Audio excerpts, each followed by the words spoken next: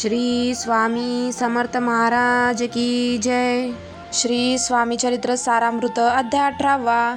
श्री गणेशाय नमः. स्वामी सुताच्या गादीवर कोण नेमावा अधिकारी याचा प्रश्न सेवेकरी करिता ती समर्थाते.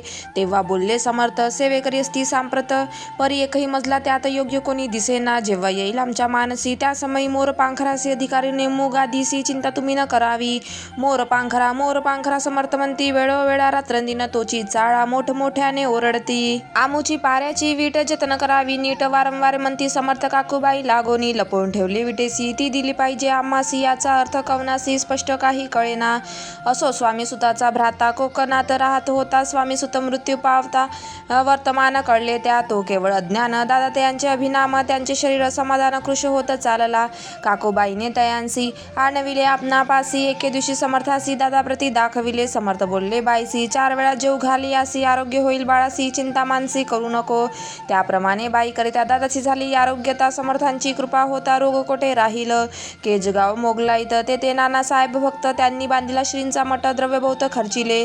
श्रींची आज्ञा घेऊन सत्य पादुका स्थाप्याव्या मठात. या काढणे अक्कलकोटी येत दर्शन घेत समर्थांचे. ते म्हणती काकूबाईसी पादुका स्थापन करायासी तुम्ही पाठवा दादासी समागमे आमुच्या. बाई म्हणे तो अज्ञान तशात शरीर समाधान त्याची काळजी घेईल कोण सत्य सांगा मजलागी. समर्थ वृत्त कोण म्हणती द्यावे पाठवून बाळ आहे जरी यज्ञ तरी सांभाळू तयांसी. समर्थ पुन्हाश्च बाईसी बोलले त्यात तुमचे काय गेले आम्हासी दिसेल जे भले तेच आम्ही करू की. शेवटी मंडळी सांगती दादासी पाठविले के जे प्रति पादुका स्थापन झाल्यावरती दादा आला परतोनी. पुढे सेवेकऱ्यांस सांगती त्यासी मुंबईस पाठविती. ब्रह्मचार्यांसी आज्ञा करीती याची स्थापा गादीवरी दादासी करुणी गोसावी. मुंबईची गादी चालवावी स्वामी सुताची यास द्यावी कपनी जोडी निशान. ब्रह्मचारी दादासी उपदेशिती दिवसनिशी गोसावी होऊन गादीसी चालवावे आपण.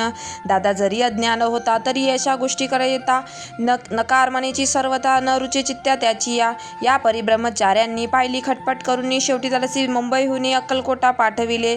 समर्थ अशा समयासी आज्ञा केली भुजंगासी घेऊन माझ्या पादुकांसी मस्तक ठेवी दादा मोर्चे लावून सत्वर धरा म्हणती त्यावर आज्ञेप्रमाणे सेवेकरी करिता ती तैसेच.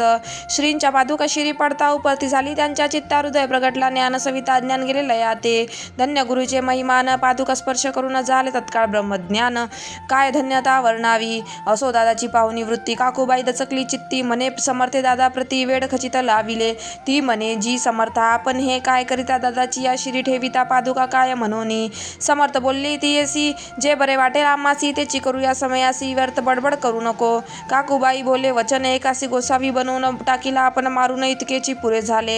एकूण अशा वचनाला समर्थांसी क्रोध आला घाला म्हणती बाईला खोड्या माझी सत्वर. काकूबाईने आकांत करून मांडला अनर्थ नाना अपशब्द बोलत भाड पिटीत स्वहस्ते.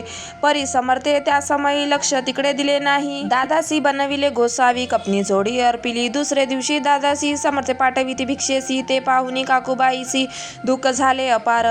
समर्थासी हासू आले अधिकची कौतुक मांडिले. दादासी जवळ बोलाविले काय सांगितले तयांसी. अनुसूया तुझी माता तिजपाशी भिक्षा मागा आता अवश्य म्हणून तत्वता जनी जवळ पातला.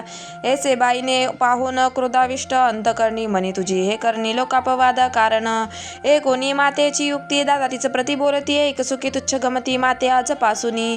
पुत्राची कोणी वचन उदास झाले तिचे मन. असो दादा गोसावी होऊन स्वामी भजनी रंगले. काही दिवस झाल्यावरी मग आले मुंबापुरी. स्वामी सुताच्या गादीवरी बसून संस्था चालविली. इति श्री स्वामी चरित्र सारामृत नाना प्राकृत कथा संमद सदा प्रेमळ परिसोत अष्टदशोध्याय गोडहा. श्रीरस्तु शुभम भवतु.